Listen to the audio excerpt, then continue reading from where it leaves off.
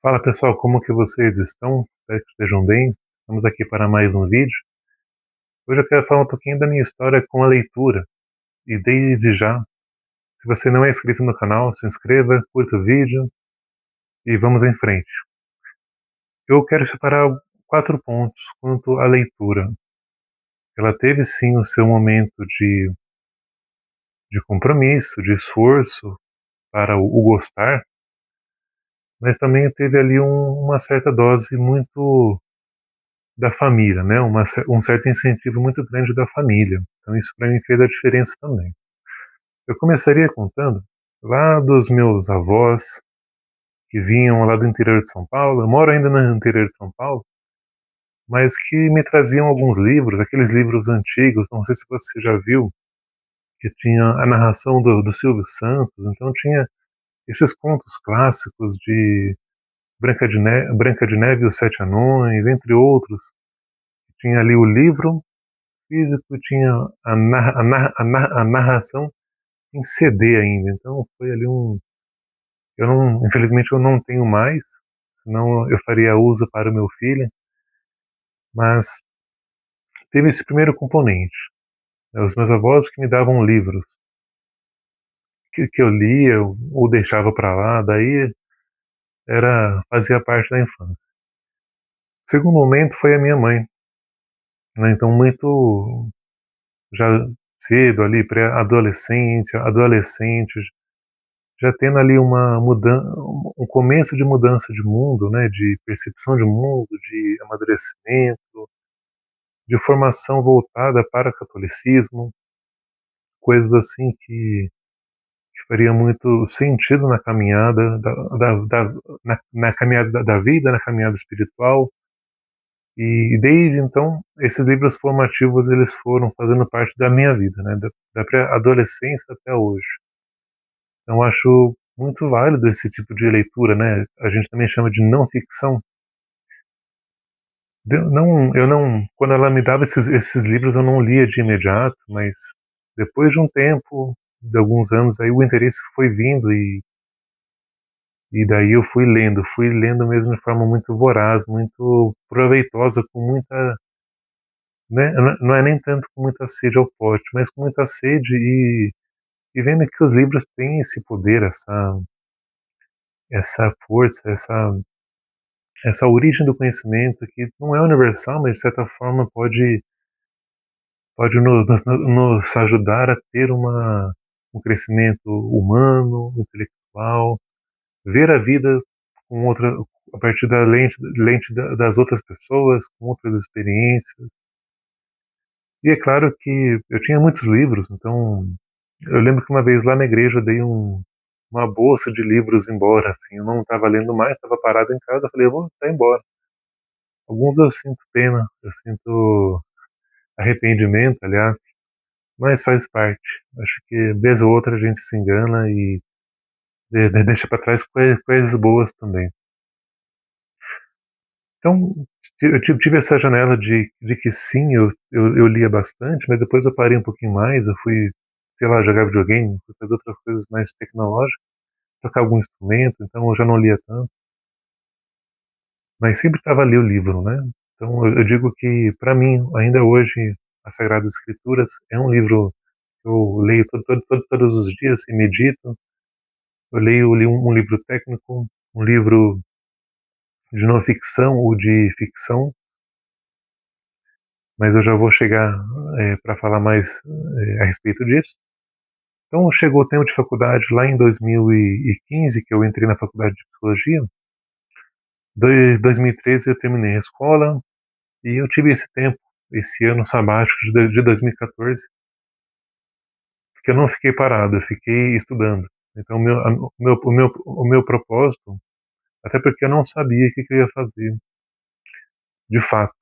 Em 2013 eu tentei fazer faculdade de música lá na Unicamp, então chamei um amigo meu, o Ângelo, para a gente fazer uma parceria, para ele fazer a base e eu fazer um solo ali. Acabei não sendo chamado, não fiquei triste por motivo algum, mas eu sabia que eu tinha que fazer alguma coisa. Então, assim, eu queria fazer alguma coisa. Então, prestei para jornalismo, prestei para psicologia. Não vou entrar a fundo a respeito da escolha da psicologia, que seria outra história. Mas eu lembro que, falando em leitura, eu tava, eu já estava com um ritmo mais lento, deu uma decaída. E, e como todo mundo sabe, para fazer um Enem, para fazer um vestibular, você tem os livros obrigatórios. E eu me comprometi mais uma vez. Eu falei, não, eu vou gostar de ler livros. Claro que nem sempre os livros obrigatórios eles ajudam a gente nisso, tá? Então, assim, você gostar de ler, você tem que ter, ao meu ver, pais leitores, amigos leitores, avós leitores, para depois você se interessar e ver o quanto isso é bom, né? Acho que a criança, sem pensar muito, ela vai falar, olha, papai está lendo, então eu vou ler também, porque parece muito bom. E daí você vai. E daí eu fiz esse compromisso, né? E compromisso de leitura para vestibular, que muitas vezes não me espera ali uma motivação diária. Naquela época eu tinha um método que era ler 15 minutinhos de manhã, 15 à tarde e 15 à noite. Então isso foi fluindo bem. Hoje acho que muita gente lê muito mais que isso para vestibular e tá tudo certo. Mas naquela época me deu ali a chama para voltar a ler. E na faculdade, como dá para pensar também, perdão, a gente lê muito também, né? Então, os livros técnicos, os livros obrigatórios, muitas vezes a gente não consegue ler todos por questão de tempo, os textos para a próxima aula, né? Alguns livros que eu lia em paralelo também, às vezes até estava na aula lendo, não é o mais certo a se fazer, mas às vezes na fadiga ali de querer ler algo diferente, passar um tempo diferente. E para cá, né, que eu pós-faculdade, que eu continuo lendo os livros técnicos, mas tentando ler mais ficção. Isso tem me ajudado muito. Então, recentemente, eu estava fazendo o mestrado, eu li Don Quixote, foi uma obra e tanto. Eu posso falar que todos deveriam ler Don Quixote.